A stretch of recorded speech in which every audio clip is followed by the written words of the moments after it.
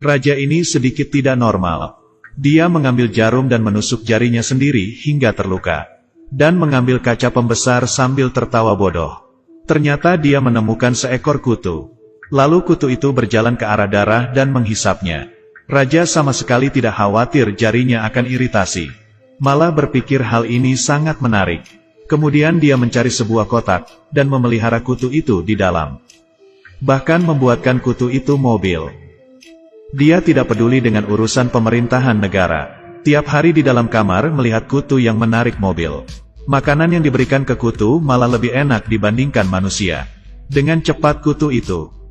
Badannya sudah sebesar 500 gram seperti seekor babi. Kamu ingin menjadikannya seperti babi yang dijual ya? Sekarang bisa dijual dengan harga berapa? Tidak beruntung, malam ini si kutu sekarat. Raja diam-diam memanggil dokter. Pertama kali bertemu dengan binatang seperti ini. Membuatnya ketakutan hingga tidak bisa membuat laporan. Sang raja menarik si dokter untuk mengambil stetoskop dan mendengarnya dari badan si kutu. Mencoba untuk mengecek, tapi dokter belum juga mulai. Si kutu sudah tidak bernapas. Sang raja sangat sedih. Dia memeluknya seperti si kutu adalah bayinya. Meski kutu kesayangannya mati, tapi raja masih ada seorang putri. Dan saat itu sang putri menyampaikan keinginannya. Dia terus memohon ke ayahnya untuk membantunya mencari seorang suami. Tapi raja sibuk menjaga si kutu. Ia tidak memedulikan hal yang lain. Dan si kutu sudah mati. Dia akhirnya mengiyakan putrinya untuk membantunya mencari pria idaman. Kemudian raja memiliki ide yang aneh. Dia menarik kulit si kutu, lalu menyebarkan ke amanah seluruh negeri. Mengumpulkan semua pria muda di istana. Siapa yang bisa menebak ini kulit apa, maka akan menikahkan putrinya kepadanya. Pria pertama memegangnya dengan serius. Dan menemukan sehelai bulu. Dia mengatakan ke raja bahwa itu adalah kulit harimau. Jelas sekali dia salah menebak. Siapa yang bisa kepikiran ada kutu yang sebesar ini? Dilanjutkan ke pria-pria lain yang memberikan jawaban. Ada yang bilang kulit kepala. Ada yang bilang kulit ular. Bahkan beberapa pria tampan juga salah menjawab. Putri yang sangat menanti-nantikannya pun menjadi sangat kecewa. Putri pun panik. Dia bertanya ke ayahnya ini sebenarnya kulit apa. Ayah pun berkata kepadanya itu adalah kulit kutu. Tentu saja ini tidak akan ada orang yang bisa menebaknya dengan benar. Dan di saat itu, ada seorang pria yang mendekati kulit dan mencium baunya, dengan percaya diri. Dia mengatakan itu adalah kulit kutu. Ternyata pria ini adalah orang hidup di alam liar. Jawabannya itu membuat raja yang mendengarnya pun gembira. Meski sang putri merasa jijik, tetapi demi martabat ayahnya, dia tetap harus pergi dengan pria itu pulang.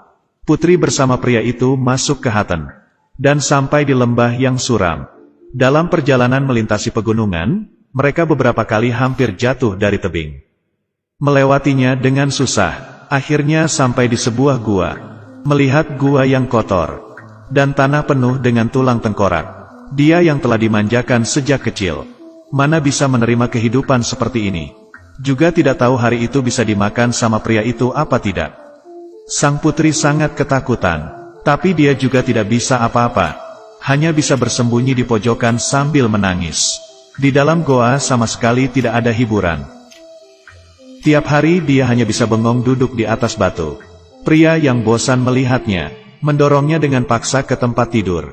Putri yang baru berusia 16 tahun ini pun seperti inilah dia disiksa. Hari ini sang putri mendengar ada pergerakan dari luar, dia pun berlari keluar untuk melihat. Dia melihat di seberang tebing ada seorang perempuan. Kemudian dia berteriak untuk minta tolong. Dia mengatakan apa yang dilakukan si pria kepadanya. Perempuan itu melihat tebing, menandakan dia juga tidak bisa apa-apa. Sang putri terus memohonnya, berharap si perempuan akan menolongnya. Hati perempuan itu pun luluh. Dia berkata besok akan membawa anaknya untuk membantunya. Keesokannya, perempuan itu membawa anaknya datang. Anaknya menggendong putri di punggungnya, bersiap untuk menolongnya berjalan ke seberang tebing.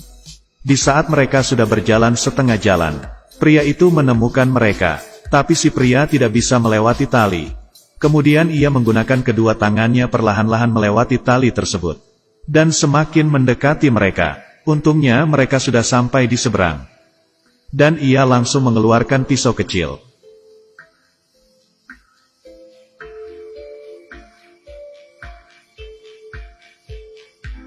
dan memotong tali itu sehingga pria terjatuh. Putri akhirnya diselamatkan. Mereka naik kereta kuda bersiap untuk mengantarnya kembali ke istana. Sang putri akhirnya bisa memperlihatkan tawanya. Tapi tidak lama kemudian, pria itu tiba-tiba muncul dan langsung menyerang. Dia terus memukul, membuat orang-orang ini berteriak. Inilah nasib anak muda yang tidak bisa bela diri. Putri dengan panik mengambil pisau dan lompat dari kereta kuda. Mereka bertiga kabur dan bersembunyi di samping gundukan. Si pria terus mengejar mereka. Situasi kritis, anak si perempuan yang menolong putri meminum alkohol dan menahannya di mulut. Pria itu semakin mendekat. Si anak langsung lompat keluar dan menyemburkan alkohol ke api. Badan si pria itu kebakar. Dia menggunakan tangannya untuk memadamkan api. Dia sangat marah dan langsung menekan si anak.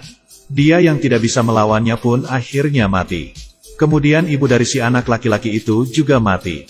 Sang putri berusaha lari sekuat tenaganya. Tapi di depan sudah tidak ada jalan untuk kabur. Dia pun terduduk di tanah. Si pria itu mencekik lehernya si putri dan ingin membunuhnya. Tapi si pria tidak tega melakukannya. Lalu melempar si putri ke tanah. Si putri melihat muka si pria yang sangat emosi.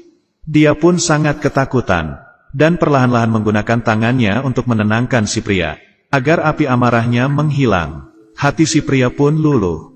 Bersedia untuk memaafkannya, lalu menyuruh sang putri untuk naik ke atas punggungnya untuk dibawa pulang.